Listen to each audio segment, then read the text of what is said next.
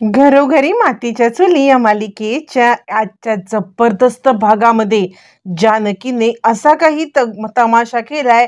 आतापर्यंत शांत, संयमी, सगळ्यांना समजून घेणारी जानकी आता अशी पेटून उठले आणि सारंगचे डोळे तिने उघडलेत. सारंगला या सगळ्यामध्ये सकाळी सुमित्राने थोबाड फोडले आणि आता जानकीने नुसतंच थोबाड नाही फोडले, तर सारंगला सगळं सत्य समोर सारंगला तिने सांगितलंय की भाऊजी, काय घडलंय काय नाही या सगळ्याचा शोध न घेता तुम्ही जे काही केलंत ना त्यावरती आता तुमचे डोळे उघडणार आहेत. कारण स्वतःच्या तोंडाने नाना तुम्हाला सत्य सांगणार आहेत. ज्या वडिलांनी तुम्हाला जन्म दिला त्याच वडिलांच्या जीवावरती उठणाऱ्या मुलीला तुम्ही साथ दिलीत हे अजिबात पटलेलं नाहीये. सारंग यावरती काहीच रिॲक्ट करत नाही. मग आता नानांच्या तोंडून कसं सत्य वदवून घेणार, नाना या सगळ्यामध्ये जानकीची साथ कशी देणार. अख्ख्या रणदिवे कुटुंबासमोर जानकीने आता मालकीण म्हणून असा काही जबरदस्त निर्णय घेतलाय की या सगळ्यामध्ये जानकीने अख्ख्या रणदिवे कुटुंबाचे डोळे तर उघडलेत, पण सगळ्यात महत्वाचे ऐश्वर्याने त्याचा कसा, कुठे आणि किती घाणेरडा वापर करून घेतलंय हे सुद्धा सत्य समोर आणलेलं आहे. आता हे सत्य कसं समोर आणलंय, या सगळ्यामध्ये आता इकडे काय निर्णय घेतलेला आहे जानकीने सगळं पाहूया. मालकीण जानकीने जबरदस्त काय हे केलेलं आहे. जानकीची घरात तर एंट्री तर झालेली आहे, पण या सगळ्यामध्ये जानकीची एंट्री झाल्यावरती मग मात्र आता इकडे अवंतिका सांगायला लागते की आम्ही आता हे घर सोडतोय, म्हणजे आम्ही ही रूम सोडतोय आणि आम्ही गेस्ट रूम मध्ये शिफ्ट होतोय. त्यावरती मग मात्र आता इकडे जानकी सांगायला लागते, नाही, जे ज्याचं आहे त्याला मिळणार. आता या घरची मालकीण मी आहे. जे काही घडलंय ना ते माझ्या नजरेसमोर घडलेलं आहे आणि आत्ता सुद्धा मी सगळं सत्य समोर आणणार आहे. ऐश्वर्या आणि सारंग भाऊजी या दोघांचीही मी त्या रूम मधनं बाहेर काढते आणि त्यांची रूम त्यांना आहे, त्यामुळे त्या रूम मध्ये ते जातील. अवंतिका म्हणते, वहिनी पण ती ऐश्वर्या ऐकेल का. यावरती जानकी म्हणते, ऐकेल ऐकेल म्हणजे मी तिला ऐकवायलाच लावेन. आता मी कुणाचं काही ऐकणार नाहीये, कारण ऋषिकेश या घराचे सर्वे सर्व आहेत हे मला 10 वेळा बोलायची गरज नाहीये. पण दुष्ट शक्तींचा नाश करण्यासाठी मी 10 वेळा ही गोष्ट बोलणार म्हणजे बोलणारच. या सगळ्यामध्ये 10 वेळा मी हे सगळं बोलून सगळ्यांचे डोळे उघडणार. असं म्हणत जानकी आता इकडे ऐश्वर्या आणि सारंग यांना रूमच्या बाहेर बोल ऐश्वर्या आणि सारंग भाऊजी दोघांनीही बाहेर या असं म्हटल्यावरती आता इकडे ऐश्वर्या म्हणते, तू कोण ग आम्हाला बोलवणार. सारंग म्हणतो, बरोबर आहे, आता या घरात आल्यावरती हिचे आता इतकं हे वाढलंय ना की आपल्याला घरातून रूम मधून मालकिणीसारखी बाहेर बोलवते. यावरती मग मात्र आता इकडे जानकी म्हणायला लागते, मालकिणीसारखी, मालकीणच आहे मी या घराची. मी या घराची मालकीण असून या सगळ्यामध्ये तुम्हाला मी जाब विचारणार. सारंग म्हणतो, वहिनी तू आता आम्हाला जाब विचारणार. त्यावरती मग जानकी सांगते, का मी तुम्हाला जाब नाही का विचारू शकत. एक गोष्ट लक्षात घ्या, या सगळ्यामध्ये ज्या गोष्टी घडल्यात ना त्या तुमच्या लक्षात नसतील, पण मी विसरलेले नाहीये. सारंग म्हणतो, आम्ही पण नाही विसरलो. तू आमच्या विरुद्ध जी काही कारस्थानं करण्याचा प्रयत्न केलास ना ते आम्ही पण नाही विसरलो. यावरती मग आता जानकी सांगते, मी तुमच्या विरुद्ध कारस्थानं केली आणि तुम्ही जे काही गोष्टी केल्या त्याचं काय सारंग भाऊजी. सारंग चिडतो आणि म्हणतो, वहिनी तू आम्हाला या घराच्या बाहेर काढलंस, तू आम्हाला या सगळ्यामध्ये ही अवस्था केलीस आमची. असं म्हटल्यावरती मग मात्र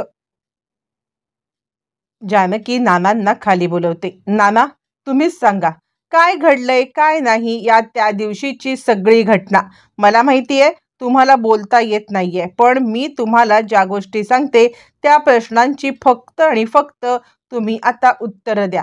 असं म्हटल्यावरती नाना आता उत्तर देण्यासाठी तयार होतात. नाना ज्या वेळेला उत्तर देण्यासाठी तयार होतात त्याच वेळेला नाना आता सांगायला लागतात की हो, मला ना त्या दिवशी जानकी हे सगळं सांगायला आली होती. जानकी म्हणते, नाना जे हिने सावकाराला विकले होते ते सगळे दागिने हिने माझ्याकडून काढून घेतले आणि खोटे दागिने हिने सावकाराला आणि माझे दागिने लपवून ठेवले. हीच गोष्ट मी तुम्हाला सांगायला आले होते ना.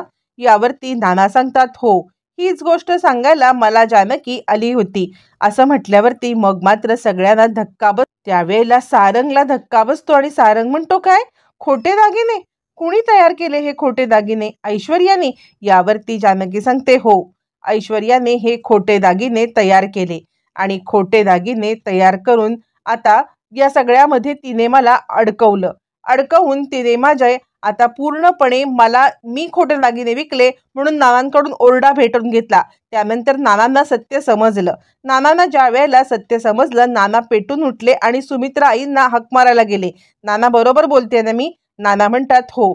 त्यानंतर मग मात्र जानकी सांगायला लागते, नाना ज्या वेळेला आपल्या रूममधून आईंना सत्य सांगण्यासाठी बाहेर आले होते त्यावेळेला या इकडे आल्या आणि ही ऐश्वर्या इकडे आली आणि तिने नानांना ढकललं. नानांच्या अंगावरचं उपरणं काढून तिने या सगळ्यामध्ये नानांना पूर्णपणे ढकलून दिलं आणि त्यानंतर ते उपरणं माझ्या हातात दिलं. नाना, ही गोष्ट बरोबर आहे? नाना हात लावून सांगतात, हो बरोबर आहे. आता मात्र सारंगचे डोळे उघड. सारंग म्हणतो, नाना काय बोलताय? त्या दिवशी तुम्ही का सांगितलं ऐश्वर्याने तुम्हाला ढकललं नाही, तुम्हाला जानकी वहिनीने ढकललं म्हणून? मग आज तुम्ही का बोलताय? म्हणजे जानकी वहिनी आल्यावरती तुम्ही आता फिरलात का? तुम्ही सुद्धा आता ती मालकीण म्हणून तिच्या बाजूने झाला. आता मात्र जानकी चिडते. सारंग भाऊजी, तुम्हाला वाटतं का की तुमचे वडील खोटं बोलू शकतील?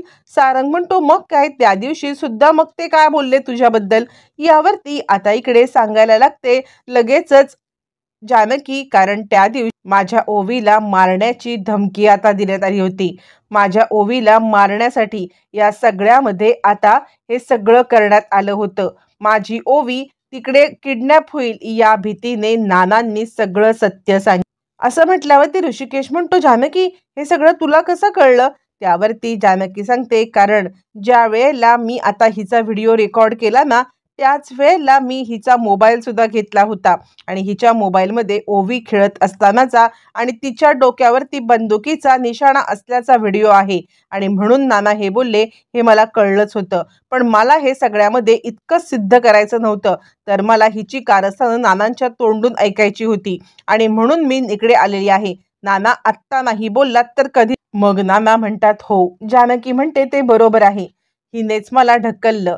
इतकंच नाही तर मला ढकलून हिचं समाधान झालं नाही तर तो आरोप जानकीवरती लावण्याचं हिने काम केलं आणि हे सगळं करत असताना हिने नंतर सुद्धा मला मारण्याचा प्रयत्न केला. यावरती आता इकडे चिडलेली आता इकडे सुमित्रा ऐश्वर्यावरती धावून येते. का माझ्या नवऱ्याला ढकलून त्याची ही अवस्था करून जानकीवरती हा आरोप घ्यायला तुला लाज नाही का वाटली? असं म्हटल्यावरती मग मात्र आता इकडे ऐश्वर्या घाबर आणि मुळात सारंग पेटून उठतो. ऐश्वर्या, माझ्या वडिलांना तुम्ही ढकललत? माझ्या वडिलांना ढकलून या सगळ्यामध्ये तुम्हाला काय मिळालं? का केलं तुम्ही हे असं? ऐश्वर्या, उत्तर द्या. तुम्ही माझ्या वडिलांना का ढकललत?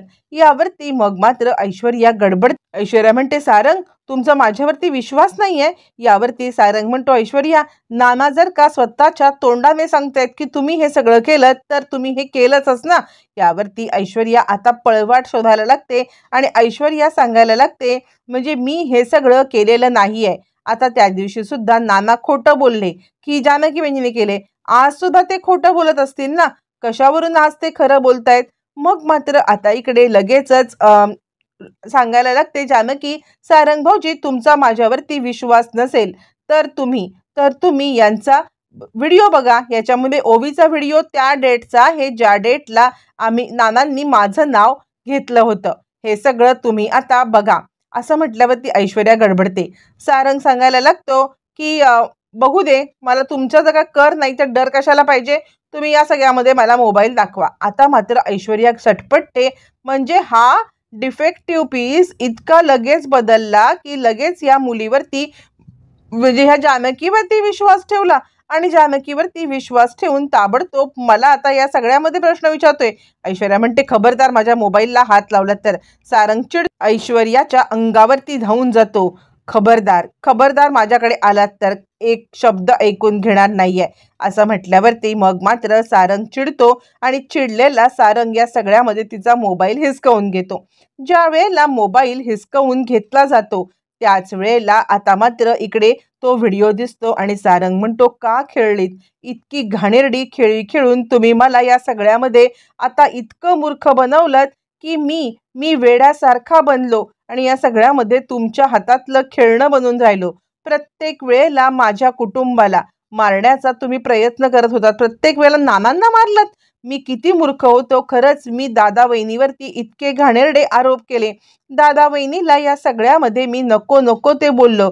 घरातून बाहेर त्यांचे दागिने काढून घेतले. त्यांचे बँक अकाउंट फ्रीज केले. नंतर सुद्धा त्यांना अडचणी याव्या यासाठी ही कारस्थानं केली. जानकी सांगते, थांबा सारंग भाऊजी, ही कारस्थानं इथेच थांबली. ही कारस्थानं पुढपर्यंत गेली. तुम्हाला माहितीये सगुणा भाजली होती. ते भाजण्याचं कारण म्हणजे ऐश्वर्या. ऐश्वर्याने आमच्या घरात येऊन बॉम्ब प्लांट केला होता मला मारण्यासाठी आणि आता इकडे सगळ्यांना मारण्यासाठी, ओवीला, ऋषिकेशला मारण्यासाठी. हे सगळं करत असताना तिकडे सगुणा आली आणि बिचारी सगुणा हकनाक गेली आणि याचं दुःख मला खूप आहे. ही गोष्ट सुद्धा मला सगुणाने नंतर सांगितली. सगुणा मला येऊन सांगत होती की हिने तिला येऊन धमकी सुद्धा दिली होती या सगळ्यामध्ये की जर तू कारस्थान फोडलंस तर मात्र तुझं काही खरं नाहीये, असं म्हणत तिने आता धमकी देत हे सगळं केलेलं आहे. सारंग भाऊजी, तुम्ही साधे आहात. तुमच्या साधेपणाचा फायदा घेऊन हिने आपली कंपनी डुबवली. कंपनी डुबवून तिने आता आपलं घर गहाण टाकलं आणि सयाजीरावांना मदत करण्यासाठी हे सगळं ही करत होती. ही गोष्ट आता मला सांगायला काहीच कमीपणा वाटत नाही. आता सारंग हादरतो. ऐश्वर्या, असं केलं तुम्ही? नाना जानकी वहिनी जे सांगते ते खरं आहे का? यावरती नाना सुद्धा सांगायला लागतात, हो, हिनेच माझ्यासोबत हा सगळा प्रकार केला. हिनेच हे सगळं घडवून आणलं, असं म्हणत नाना सुद्धा सत्याचा खूप मोठा खुलासा करतात. त्यानंतर हिने आपल्या घरात दागिने चोरले हे सुद्धा मी पाहिलंय. हिने मला दाबून मारण्याचा प्रयत्न केला. सारंग म्हणतो, दागिने चोरीमध्ये मी सामील होतो, पण हे मला काहीच माहित नाहीये. त्यावरती मग आता जानकी सांग, इतकंच कशाला, हिने खोटं मृत्यूपत्र बनवलं. खोटं मृत्यूपत्र बनवून आपल्याला या सगळ्यामध्ये हिने आता दिशाभूल केली आणि हे खोटं मृत्यूपत्र दाखवून हिने आता हे घर काबीज केलं. मला माहिती आहे सारंग भाऊजींना या सगळ्यामध्ये काहीच माहिती नसणार आहे आणि सारंग भाऊजींनी याच्यामध्ये भाग सुद्धा घेतला नसणार. यावरती आता मात्र इकडे अवंतिका सांगायला लागते, खरं सांगू का तर जानकी वहिनी, तुम्ही असा काही डाव फोडलायत ना किंवा अशी काही युक्ती केलीत की या सगळ्यामध्ये मलाच कळत नाहीये की या ऐश्वर्याची कारस्थानं तुम्ही इतकी कशी उकरून काढलीत. कमाल झाली तुमची, कमाल, असं म्हणत आता इकडे अवंतिका जानकीची बरोबर कौतुक करते आणि वकील जानकीने बरोबर सगळं प्रॉपर आणलेलं असतं. आता सारंगचे डोळे उघडतात. जानकीच्या पायाशी येतो. सगळं सत्य उलगडलेलं आहे. आता सारंग या सगळ्यामध्ये ऐश्वर्याला काय शिक्षा देणार पाहणार रंजक ठरणार.